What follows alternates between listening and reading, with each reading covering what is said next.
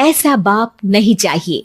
एक बड़े शहर में रतनलाल अपनी बेटी संध्या और छोटे बेटे कुणाल के साथ रहता है। रतनलाल बहुत गरीब है और शराबी किस्म का आदमी है। वो रिक्शा चलाकर अपना जीवन यापन कर रहा है।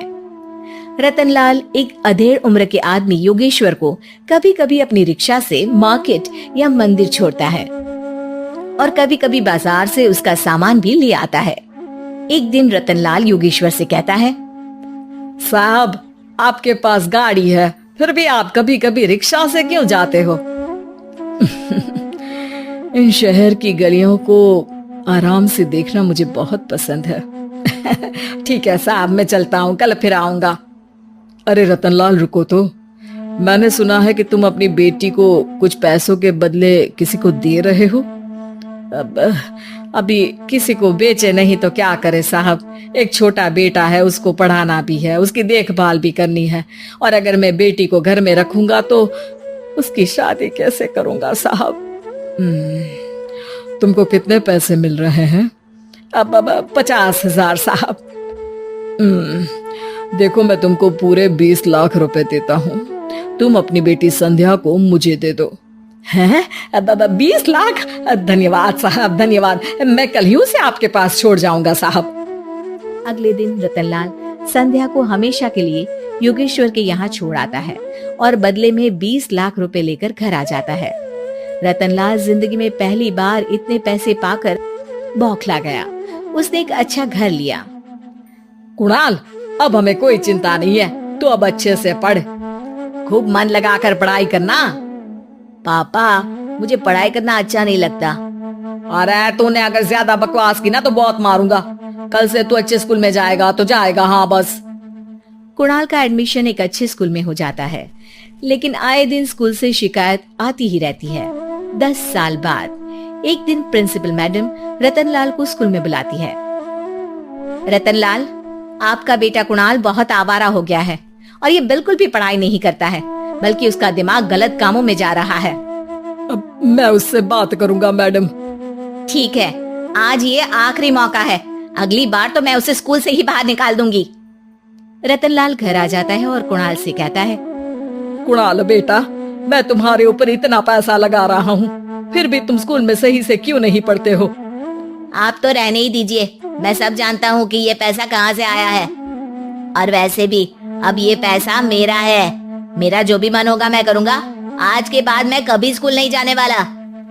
रतनलाल को अपनी बेटी की याद आती है और वो रोने लगता है। 5 साल बाद कुणाल एक दिन एक लड़की को शादी करके घर ले आता है। पिताजी, ये मेरी पत्नी है स्वीटी।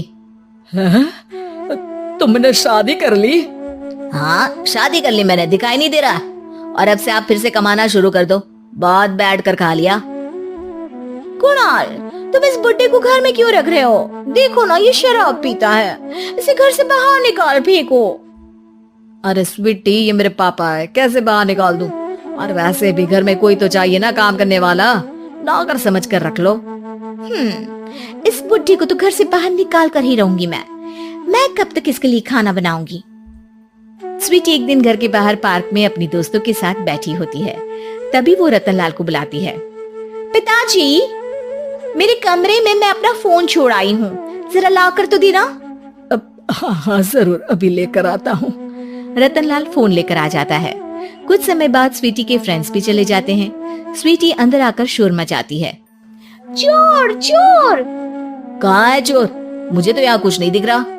अरे ये अलमारी खुली पड़ी है, जरूर किसी चोर ने ही खोली होगी। अरे कौन आया था यहाँ? यहाँ तो पिताजी आए थे बस। अरे बहू, मैं चोर नहीं हूँ। मुझे तो आप पर अब बिल्कुल भी विश्वास नहीं है पिताजी, क्योंकि जब आप पैसे के लिए दीदी को बेच सकते हो तो आप चोरी भी तो कर ही सकते हो। अरे लेकिन वो सब तो मैंने तेरे भले के लिए किया था ना। मैं तो कहती हूँ कि हमें इनकी कमरे की तलाशी लेनी चाहिए। तुम बिल्कुल सही कह रही हो, चलो। स्वीटी और कुणाल दोनों रतनलाल के कमरे की तलाशी लेते हैं और उन्हें वहाँ स्वीटी की ज्वेलरी और पैसे मिल जाते हैं। मैं तो पहले ही जानता था कि चोर आप ही हो। निकल जाओ मेरे घर से और दोबारा अपनी शक्ल मत दिखाना। रतनलाल आंखों में आंसू लिए घर से निकल जाता है। स्वीटी मन ही मन सोचती है, आज तो मेरी प्लानिंग सफल हो गई। जैसा मैं चाहती थी ऐसा ही किया और बड़ी आसानी से उस बुड्ढी को चोरी का इल्जाम लगाकर घर से भगा दिया। रतनलाल की हालत अब ज्यादा खराब हो गई और वो सड़क पर बैठकर भीख मांगकर खाने लगा। एक दिन वहां एक गाड़ी आकर रुकी और सड़क पर बैठे सभी भिखारियों को अपने सेंटर ले गई। एनजीओ की मालिक संध्या एक एक करके सभी को सुविधा मुहैया कराती है। तभी उसकी नजर रतनलाल पर पड़ती है। पिताजी, संध्या तू? पिताजी आपकी ये हालत कैसे हुई? ये सब मेरे बुरे कर्मों की सजा है जो मुझे मिल रही है। मुझे माफ कर दे बेटी।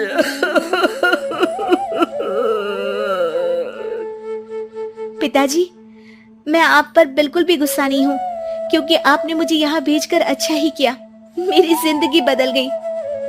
लेकिन ये सब हुआ कैसे बेटा?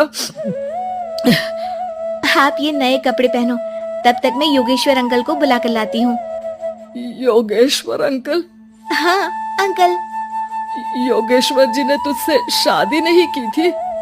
नहीं तो पापा, उन्होंने तो मुझे पढ़ा लिखा कर इस काबिल बनाया है कि मैं आज सबकी सेवा कर पा रही हूँ। रतनलाल पश्चाताप करके रोता रहता है। तभी योगेश्वर भी वहां आ जाता है। रतनलाल जी, आपकी ये हालत कैसे हुई? इतने सारे पैसों के बावजूद भी? क्योंकि मैंने बेटे और बेटी में भेदभाव किया था। लेकिन आपने ये कैसे किया? मुझे ये जानना है, बताइए। सालों पहले जब संध्या छोटी थी, तब मैंने एक बार एक आदमी से तुम्हें बात करते हुए सुना था, जो कुछ पैसों में संध्या को तुमसे खरीद कर शादी करना चाहता था। मैं उस समय एनजीओ में बच्चों के लिए ही काम कर रहा था और मैं किसी भी लड़की की जिंदगी खराब होते नहीं देख सकता था। इसलिए मैंने अपने जीवन की कमाई का एक बड़ा हिस्सा तुम्हें दे दिया था। सच में कितना गलत था मैं। मुझे माफ कर दो। अब आप दोनों मेरे साथ घर चलो और आज मैं अपना सच्चा प्रायश्चित करना चाहता हूँ। योगेश्वर और संध्या रतनलाल के साथ घर जाते हैं। स्वीटी दरवाजा खोलती है। चोर भिखारी, तुम फिर से आ गया? चल भाग यहाँ से बुड्ढे। ये घर तुम्हारे बाप का नहीं, मेरा है। बाहर निकलो यहाँ से। रतनलाल कुणाल और संध्या को घर से बाहर निकाल देता है। योगेश्वर जी, अब ये घर आपका है और अब आप यहाँ एक और एनजीओ खोल सकते हैं। शायद अब ये सच्चा प्रायश्चित है। संध्या अपने पिता के गले लग जाती है।